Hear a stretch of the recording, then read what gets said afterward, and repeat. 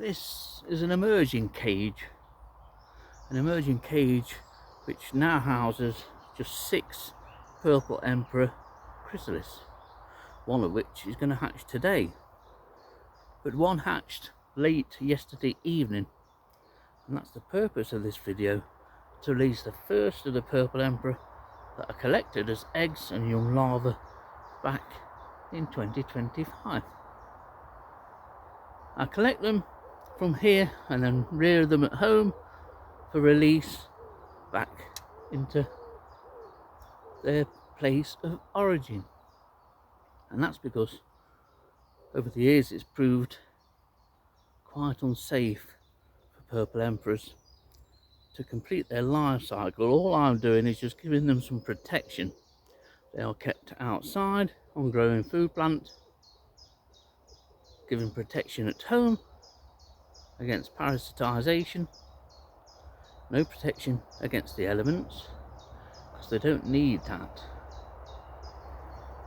All I'm doing is safeguarding the larvae and the eggs that I find as best as I can to release back into the wild as adult purple emperors. And the one that's in here might be a little bit flighty. Whether we see a deal of it once the cage is opened, I have no idea. We shall have to see.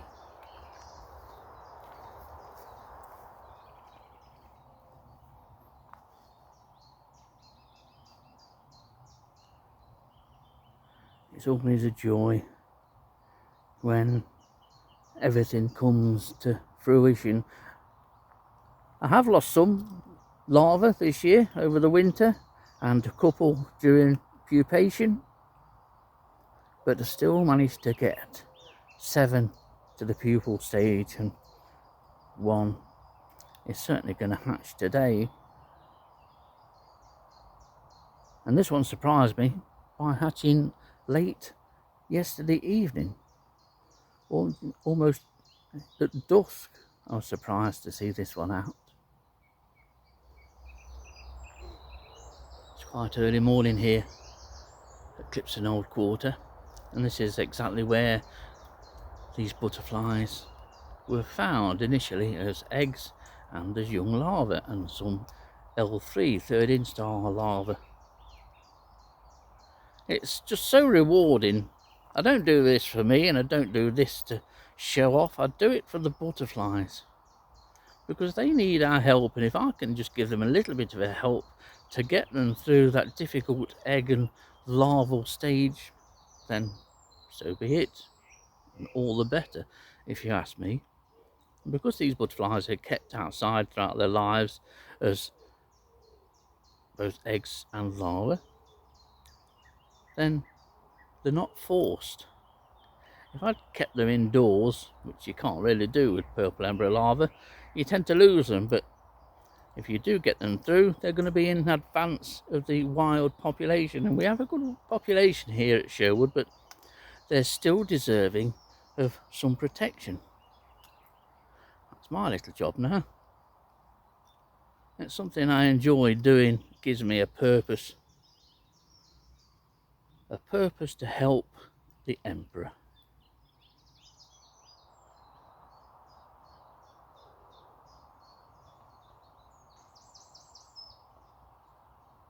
Beautifully marked. I don't usually do close-up shots like this, but I think we'll make an exception in this instance. It's such a reward though, rearing any butterfly or moth through to adult. You get to see the life cycle, you get to see the caterpillar. Not many people see the caterpillars. They see the moths or the butterflies are plenty, but they've got no idea what the caterpillar looks like. And sometimes the caterpillars can be absolutely super.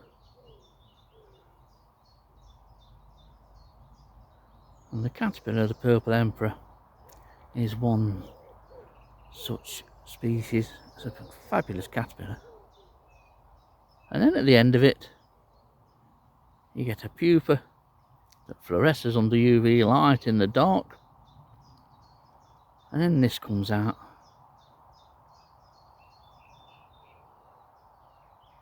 Beautifully marked on the underside.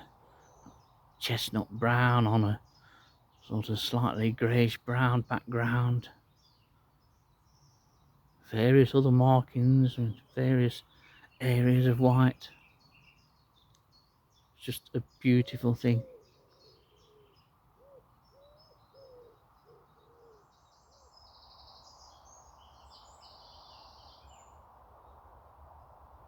Look at those eyes.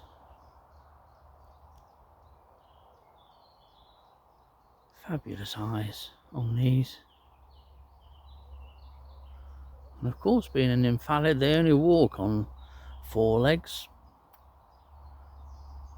The other 2 are always tucked up just under the head. You may be able to see them there. That's the front pair.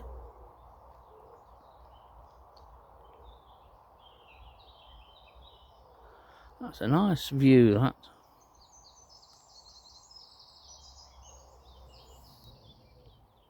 Well, she has briefly opened the wings, and obviously, by me calling her she, this means she's a female.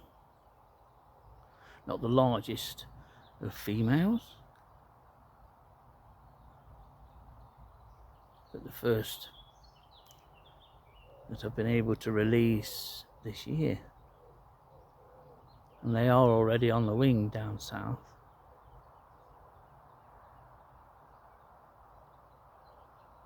It's just such a privilege to be able to work with these butterflies for me. Never thought I would. Never thought I would ever see one, to be honest. At least not in Nottinghamshire. They were always a butterfly that you had to go down south to see in the 1980s. And that's what I did.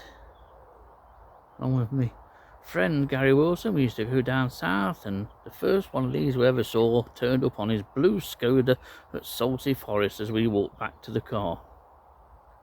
We were stunned. And now, here it is, increasing its range across the UK. It's steadily moving northwards.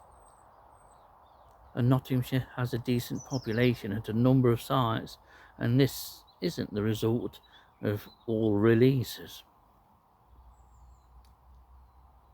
I'm pleased that this butterfly is doing so well. It was recorded in Sherwood Forest in the 1950s and then seemed to have disappeared, but like so many other butterflies and moths, some species are doing their very best to make a comeback. And the purple emperor here, or should I say empress here, is just one such species.